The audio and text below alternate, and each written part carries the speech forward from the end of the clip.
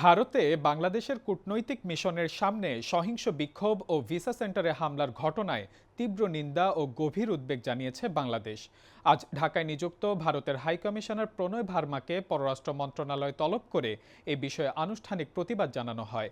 পররাষ্ট্র মন্ত্রণালয়ের বিজ্ঞপ্তিতে বলা হয়, ২০ ডিসেম্বর নয়াদিল্লিতে বাংলাদেশ হাইকমিশন ও বাসভবনের সামনে বিক্ষোভ এবং ২২ ডিসেম্বর শিলিগুড়িতে বাংলাদেশ ভিসা সেন্টারে ভাঙচুরের ঘটনা পূর্ব পরিকল্পিত ও অনভিপ্রেত।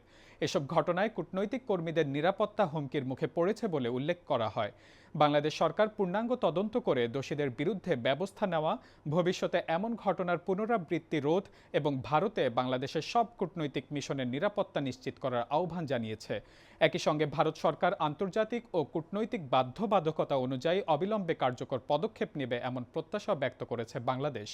উদ্বুদ্ধ পরিস্থিতিতে গত 10 দিনে প্রণয় ভার্মাকে এ নিয়ে দ্বিতীয়বার পররাষ্ট্র মন্ত্রণালয়ে তলব করা হলো।